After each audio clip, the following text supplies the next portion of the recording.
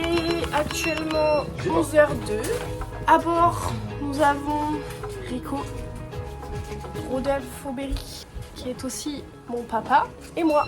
On va partir là maintenant tout de suite pour la grande traversée. Tu vois, on fait le check météo pour partir tout de suite là. Et puis bah, d'ici 15 minutes, 2 coups de fil sur Terre et puis on est parti. Alors il fait actuellement 31 degrés dehors, il fait super beau, il y a du vent, on devrait avancer plutôt bien. Les moteurs sont allumés, l'ancre est levée. On est parti.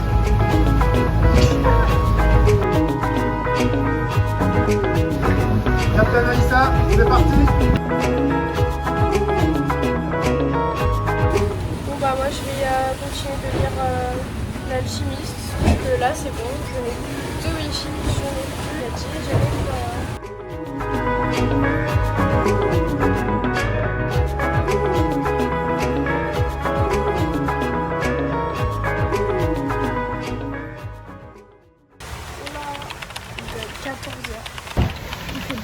Hier on a eu des sacrées grosses vagues, ça tombait vachement. Ce matin aussi quand même. Hier soir je n'ai pas filmé tout ça. En fait c'était super compliqué. J'étais malade, genre malade, bien malade quoi. J'ai fait que vomir en fait, super.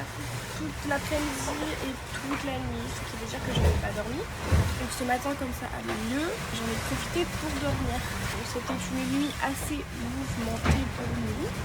Là ça va un peu mieux donc ça va, mais c'était hard hier quand même. J'ai pleuré et tout, je voulais rentrer, j'avais pas envie de rester là. Laisse tomber.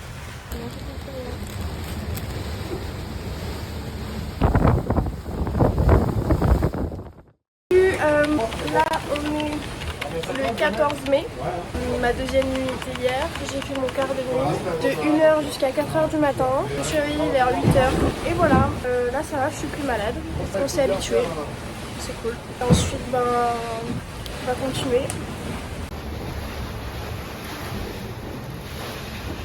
Oui aussi il fait 30 degrés dehors, on est entre 6,5 et 8 nœuds, donc ça avance plutôt bien. La mer elle est calme, il fait super beau. Ça va, pas trop malade? Non, c'est bon, ça va. C'est bon? Premier vrai repas depuis 48 heures. 48 heures parce qu'on était un peu tous malades et tous pas bien. Et moi je lis, je suis là. J'ai fini le livre, L'Alchimiste. Il est trop bien. Je vous le conseille. Ça va? Moi tu pars? Bah oui. Moi tu pars là comme ça? C'est bon tu pars? Je peux checker ma météo tranquille? Bah oh, oui. Moi je viens de finir le livre L'Alchimiste. Je vais lire un autre livre. Je vais lire La prophétie des Andes. Et si les coïncidences révélaient le sens de la vie. C'est lui qui l'a pris, il me l'a conseillé, il m'a dit qu'il était bien. On verra.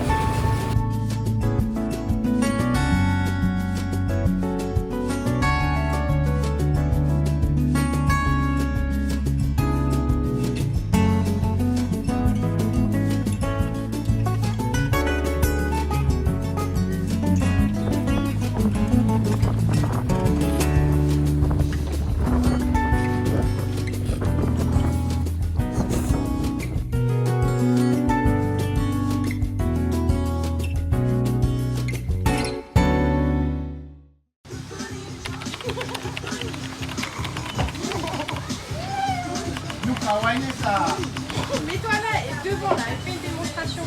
Mais non, twerk. C'est tout, tu sais pas faire.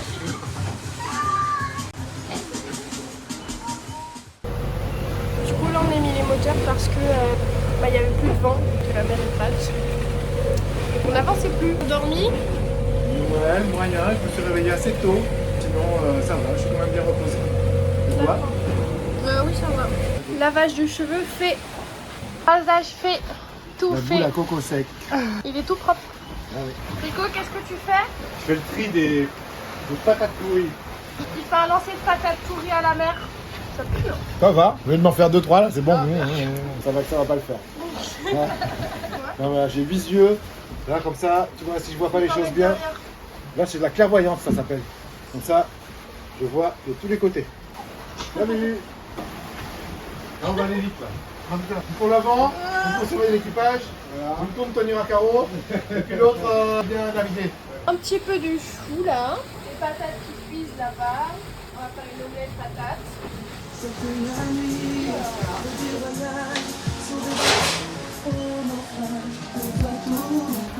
Un chou avec de la vinaigrette avec du miel fait par papa. Des patates avec du chou fait par Rico.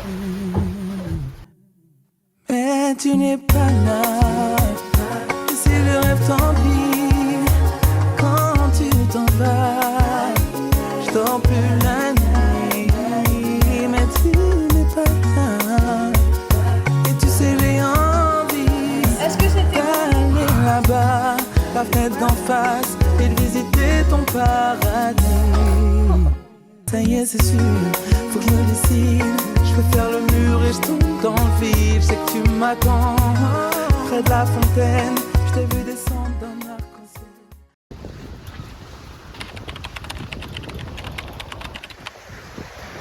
Aujourd'hui c'était pas fou on va dire. Hier soir j'ai beaucoup réfléchi sur moi-même, sur les choses du passé on va dire. Je pense qu'il y a des jours où ça va être vraiment beaucoup plus compliqué que d'autres. En vrai c'est super compliqué parce qu'on se retrouve tout seul. Il n'y a aucun écran, rien du tout. Le temps est long, le temps est vraiment long. J'ai hâte d'arriver alors que ça fait 5 jours. Super, il m'en reste encore 28. Une journée où j'ai rien fait du tout parce que j'ai dormi. J'ai pris un médicament là, genre à midi et demi. J'avais un peu mal au bide et tout. Mais ça m'a cassé en deux. J'ai dormi pendant 5 heures cet après-midi. Voilà. Hier, il y avait une éclipse solaire, mais une éclipse lunaire, un truc de ouf. C'était vraiment magnifique. Genre, c'était la plus belle éclipse que j'ai vue de ma vie. La lune était orange. En fait, c'est la lune qui est passée derrière l'ombre de la Terre. En fait, il y avait un ciel incroyable. Et voilà. À tout à l'heure. On est le 19 mai. Aujourd'hui, il est 9h40. Il fait très beau. Par contre, la mer est toujours plate et ça c'est chiant. Donc on est obligé de mettre les moteurs. C'est super lourd. Depuis au moins 3 heures. On n'avance pas très vite. On est à 5 nœuds. Ensuite, hier, alors l'écart de nuit, ça s'est pas passé comme prévu. De base, je devais faire minuit, 3h du matin. J'ai fait minuit, 1h30, 2h. Parce que du coup mon père est arrivé et il n'arrivait pas à dormir. Du coup il a pris mon car et m'a dit bon bah va dormir. Du coup j'ai dormi jusqu'à 8h. Voilà. Et ça fait pile une semaine que nous sommes en mer. Que je suis coupée de tous réseaux sociaux, de toute sociabilité. En vrai ça va. C'est juste que bon, il n'y a pas grand chose à faire ici quoi. À part réfléchir. C'est ce que je fais à longueur de journée. Une heure folle. Mais bon bref, c'est peut-être une bonne chose. Ratatouille pâte ce midi. Bon, je viens de faire un gâteau au citron, je suis bête parce que j'ai pas filmé. Mais bon, tant pis, c'est pas grave. Voilà, du coup là il est en train de cuire. Voilà mon petit gâteau. Le gâteau il est un peu plein. Hein. Bah, j'ai goûté, il est bon. Il est un petit peu plat mais bon. Le côté cartésien alors. Il est bon.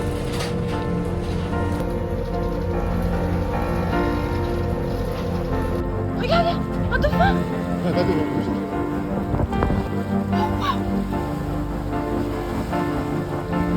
Waouh, waouh, ils sont tout près là, waouh.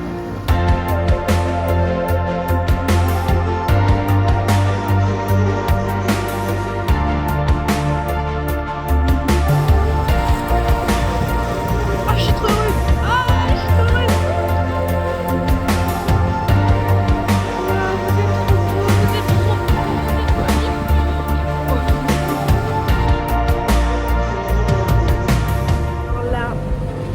Je suis la plus heureuse du monde, mais c'est un truc de dingue. Il y a un banc de dauphins là, ils sont encore là. Ils nagent à côté de nous. Genre ils sont juste devant le kata. Ils sont là, ils sautent et tout. Enfin genre j'ai des images, c'est juste trop beau, c'est magnifique, c'est incroyable. Enfin ils sont là, ils sont à côté de toi. Ils sont vraiment à 1 mètre de moi. Depuis le temps qu'on attendait de voir les bêtes. Et j'espère que ce sera pas la fin, j'espère qu'on verra encore plein d'autres trucs. Et là tu vois ça me rebooste le moral. Je me dis putain, ok. C'est ça la mer quoi. Parce que là, c'était mort et c'était super triste. Et là, c'est incroyable. Incroyable, incroyable.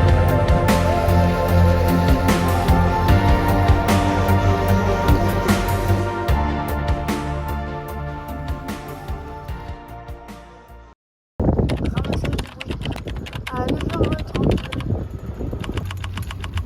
Viens là, toi. Super sauvetage. Ah ouais.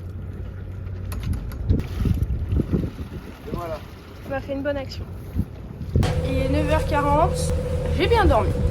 T'as bien dormi? T'as pas beaucoup dormi, toi? Bien dormi, oui. Bon bah là, je vais prendre mon petit déjeuner. Et je vais prendre de la confiture. Il y a du peanut butter aussi. Confiture peanut butter. Et aussi ma petite boisson du matin, le Schweppes. Montre à tout le monde comment le bateau est propre aussi. Il est fier parce qu'il a nettoyé le bateau ce matin. Voilà. Hop, tout nickel. Tout. C'était dégueulasse par terre, il y avait des trucs écrasés, les papiers. On va y faire manger. Alors là, je viens de finir ce livre-là, Ho'oponopono. Il est juste incroyable. Je pense que c'est un livre que tout le monde devrait lire, absolument tout le monde devrait lire. Parce que c'est tellement vrai et c'est tellement réel et c'est tellement la chose à faire en fait. Ho'oponopono, c'est une thérapie d'un art ancestral hawaïen. Mais je vais pas vous dire parce que il faut que vous le lisiez absolument. Et je pense que c'est un livre à lire plusieurs fois pour bien comprendre, pour bien intégrer les choses. Mes parents m'ont lu et relu et re-relu. Et toute mon enfance, ils m'ont répété ce que les livres disaient justement et ils ont mis en pratique. Et c'est fou parce que je retrouve exactement dans ce livre tout ce qu'ils me disaient, toutes les choses qu'ils m'ont appris. C'est bizarre parce que je pensais pas qu'un livre pouvait me toucher autant. C'est pas une histoire, c'est un travail à faire sur nous-mêmes et on verra bien. On mange les restes. Il a refait des petites galettes, elles sont trop bonnes. Ensuite il y a le reste de la ratatouille. C'est super bon. Truc de fou. Bah là on s'apprête à sauter dans l'eau. Saute tous les trois dans l'eau, en plein Atlantique. Faut pas avoir peur. Il y a des bêtes ça va venir nous manger. Tu sais, ils viennent pas en dessous, hein. Bah c'est ça le pire en fait, c'est que tu les vois pas. Ils viennent pas en dessous. Arrête, C'est plat, ça bouge pas, le bateau ne bouge pas. Mais lui il a peur. Non, moi Il a peur. Il a peur de manger. Je tiens à dire quand même qu'il y a 6000 mètres de profondeur.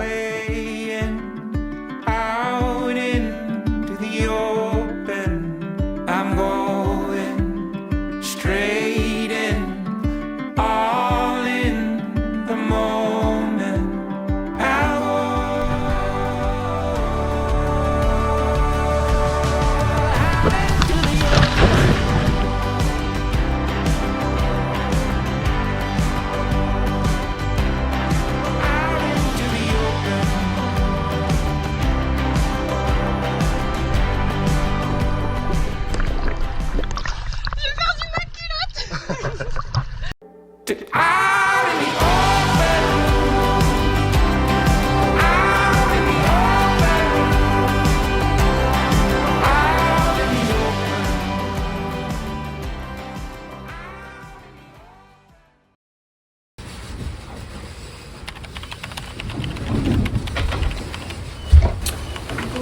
Bah là il y a un grain qui se prépare, non mais qui arrive, il se prépare pour l'accueillir.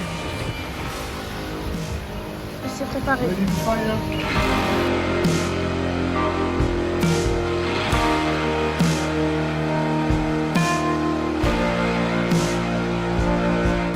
Ça bouge, je me sens pas très bien. J'ai pris un médoc pour me sentir mieux, là ça va mieux mais bref voilà. Oh putain! C'était un milieu.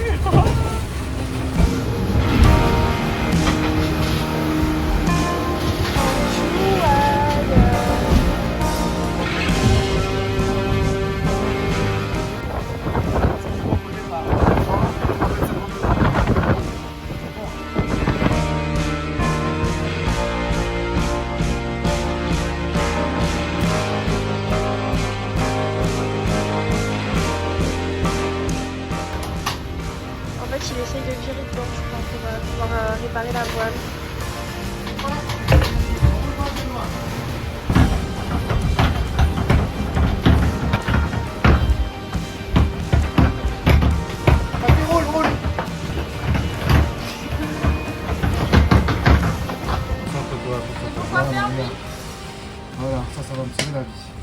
parce que le pilote il déconne, la barre il déconne, on est à 1000 km de toutes les côtes, donc c'est bien de réparer ça.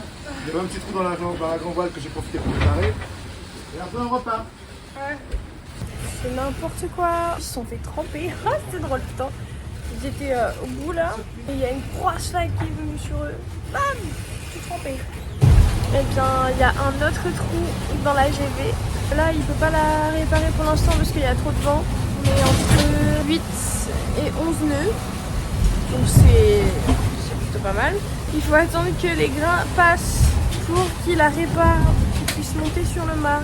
Le vent se lève là. Je vais aller mettre ma veste de car et ma salopette. Je vais aller m'amuser dehors avec eux. Un petit vacances là.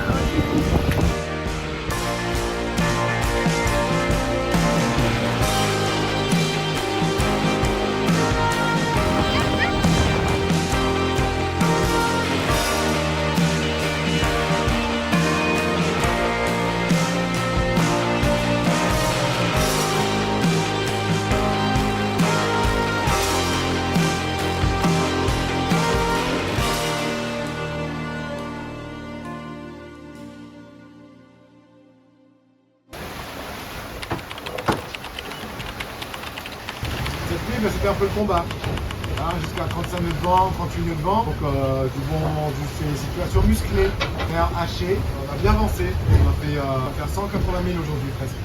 Alissa malade, Eric se couille dans tous les sens, et puis la poulie d'écoute de GV a explosé, il y a eu un empannage tempestif, le pilote a déconnecté, et tout est rentré dans l'ordre. Il y a 25 nœuds de vent, on avance, on trace. Hier c'était la merde de ouf, j'étais malade, je vais me coucher, je me suis bloquée. Je vais me coucher parce que c'est bientôt mon quart et tout. Et je sens que je vais pas bien, ça commence à bouger dans le bateau et tout. Je fais donc je restais dans mon lit, je pensais à autre chose, je me racontais des histoires dans ma tête et tout. Et à un moment j'ai fait non c'est pas possible. Je suis sortie, j'ai vomi. Et ensuite il m'a dit écoute Alissa, ça a bougé donc on va faire de quart. Donc j'ai fait ok. Donc j'ai pris un Mercam, ça m'a shooté, j'ai dormi. Et putain je sentais ça bouger, ça bougeait. Bah, du coup ça a accéléré donc on a fait 14 nœuds cette nuit. Là on a des creux de 2,50 m. Il fait trop sa mère, genre caille sa grand-mère, genre là il doit faire 16. Avec un pull, il y a un shirt en dessous et... Ah je caille, c'est horrible. Normalement on arrive soit demain dans la nuit, soit lundi aux achats. Alléluia, j'aurai un petit peu de réseau. Bah il est 16h17. Et on a déjà mangé. On mange pas des trucs trop lourds. Sinon... Surtout moi. Putain mon bouton là il me tend. Qu'est-ce que tu donne-moi ça Alissa. Qu'est-ce qu'il Des pains. J'ai pas tes pains.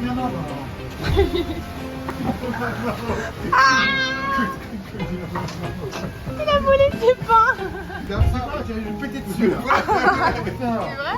Ah oui, je venais.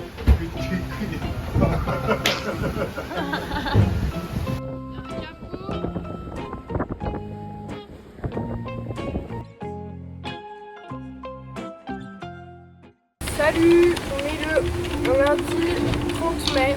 On est entre 9 et 13 nœuds, donc on va vite, c'est bien. Le maximum qu'on ait fait c'est 18 nœuds 4 ce matin. On a fait 200 000 en 24 heures. Et on avance vite là.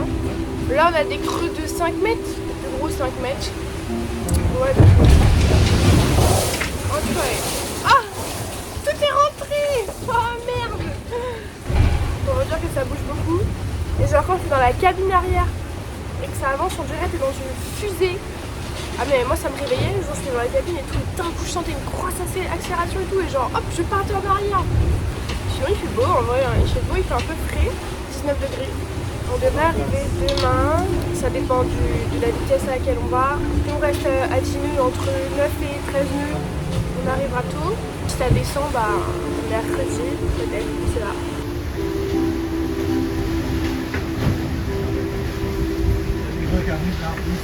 Bah alors là, ça bouge fort là. Ah, je l'ai eu.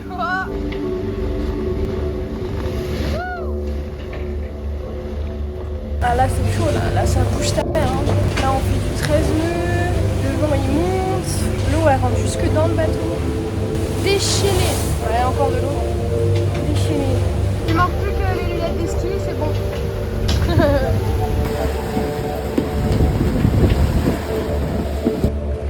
à l'intérieur du bateau. On est là et quand on est dans le creux, on dirait un mur qui se dresse devant nous. Il n'y a plus rien, je vois pas l'horizon. Parce que c'est un mur de vagues. J'avais vu, a été monstrueuse.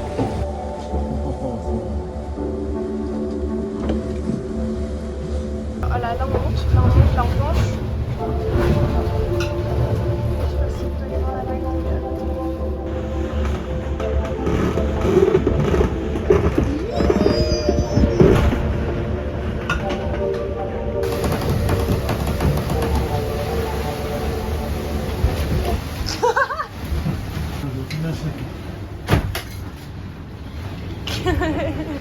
Il est 17h, toujours pas calmé. 34 minutes. Vous voyez. Oh putain le con. Arrête, c'est que... Et là le con.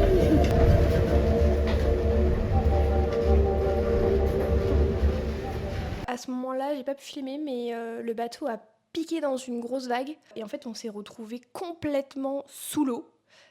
Et du coup, mon père et moi, on s'est regardés avec des yeux mais énormes en disant mais qu'est-ce qui est en train de se passer?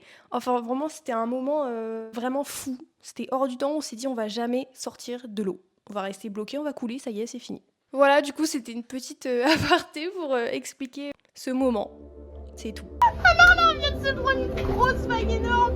Non, c'est pas une grosse, une déferlante. C'est une déferlante, ça Ah s'appelle. putain, il y a tout qui est tombé là. Putain, Rico, il s'est retrouvé à 4 pattes à part. Ah, c'était chaud. Heureusement que j'étais pas dehors. Oh putain, oh mon dieu, comment tu comment? T'aurais perdu ton téléphone dans la mer. Oh mon dieu, non.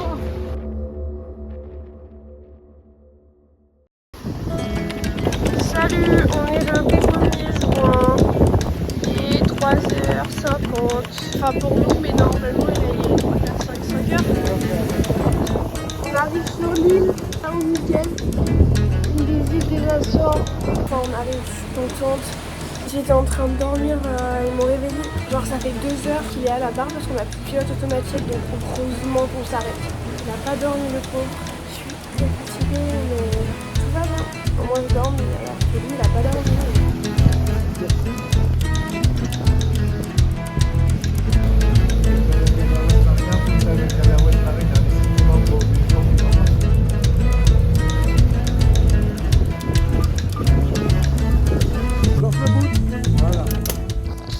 Nous sommes arrivés à São Miguel. Je viens de retrouver les réseaux, le wifi, la vie sociale.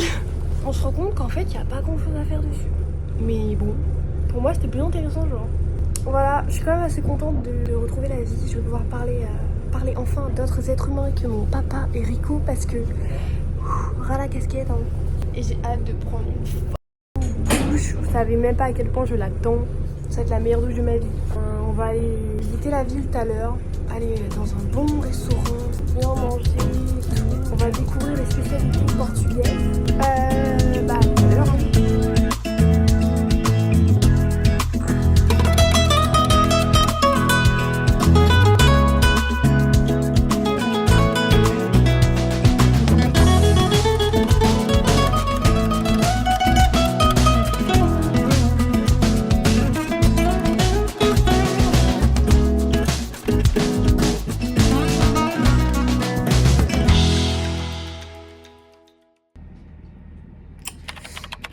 Mauvaise nouvelle, Rico il s'en va, il nous abandonne en fait.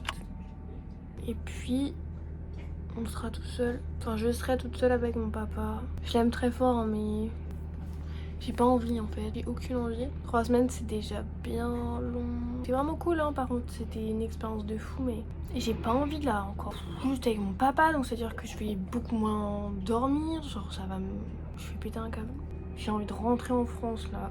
C'est pas de l'abandon hein, mais c'est juste que là les conditions elles commencent à être vraiment chiantes. C'est pas la joie aujourd'hui, c'est pas la joie, c'est l'énervance, c'est la... Allez, tchuss.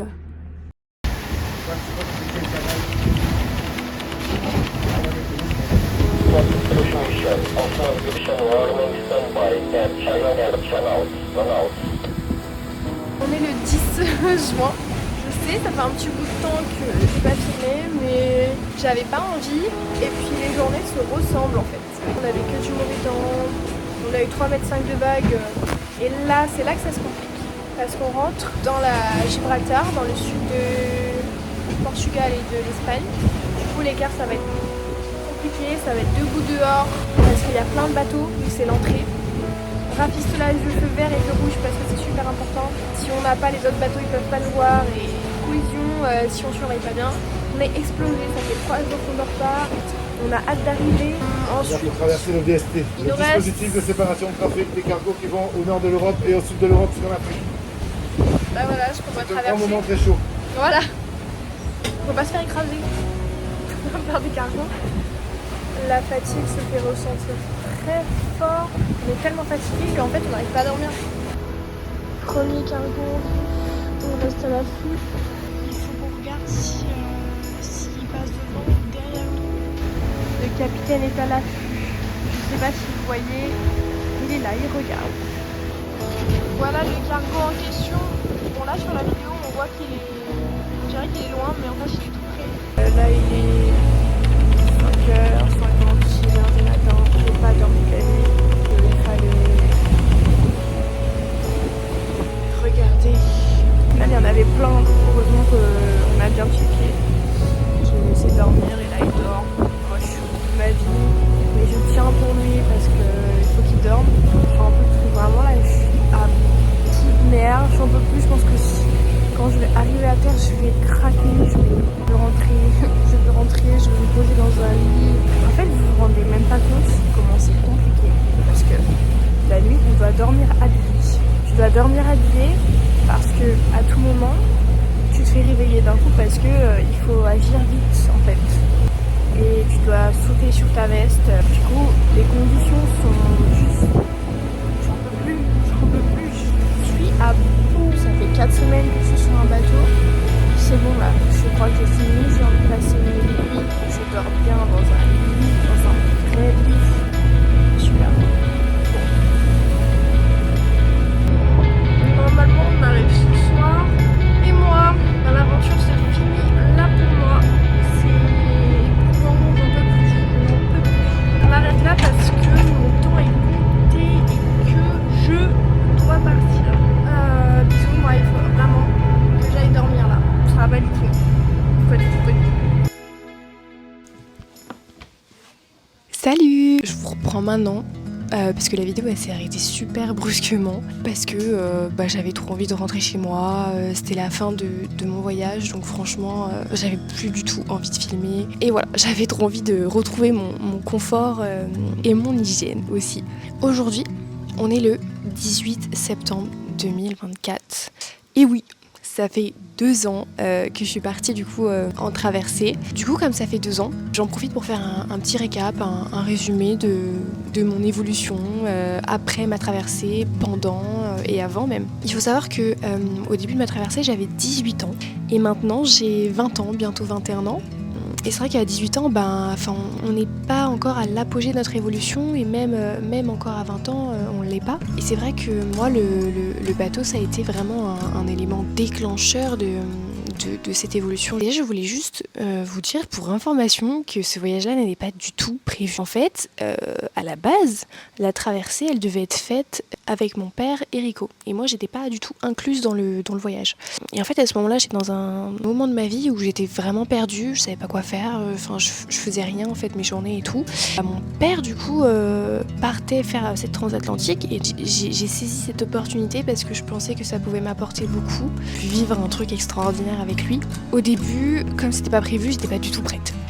J'étais pas prête physiquement, mentalement, émotionnellement. Ma première impression sur cette traversée, c'est que c'était vraiment très très difficile à gérer émotionnellement. Parce que quand on est en mer, on est vraiment seul, il n'y a rien autour, juste les coéquipiers. Et en fait, sur le bateau, la seule occupation de ton cerveau, c'est de réfléchir. En fait, tu es en perpétuelle réflexion. Donc moi, j'ai remis en question toute ma vie, mais vraiment de A à Z. Et j'ai vu qu'il y avait des choses qui allaient pas du tout dans ma vie, des choses qu'il fallait que je change chez moi intérieurement et que je développe ou que j'efface en fait totalement de ma personnalité. Et donc ça m'a permis vraiment beaucoup de réfléchir, de faire une rétrospective de ma vie en fait. Avec du recul, c'est vrai que je regrette absolument pas d'avoir vécu ça, d'avoir eu la chance de vivre ça avec mon papa aussi, parce que c'est pas donné à tout le monde pouvoir avoir ce genre d'expérience, notamment à 18 ans. Je suis très fière et très contente de l'avoir fait. Et c'est vrai que cette expérience m'a permis aussi de voir plus grand en fait, de vouloir faire beaucoup plus de choses dans ce genre et de me repousser, de dépasser un peu mes limites et puis de vivre plein d'aventures, de rien prévoir et juste de laisser la vie me porter. Pour finir cette vidéo, je voulais remercier énormément mon papa, qui donc m'a permis de pouvoir vivre toutes ces choses incroyables et totalement folles dans ma vie. Voilà, donc merci beaucoup papa. J'espère que la vidéo n'a pas été trop longue et pas trop ennuyante, parce que les jours ils se ressemblaient, donc c'était un peu compliqué de rythmer la vidéo. Gros bisous.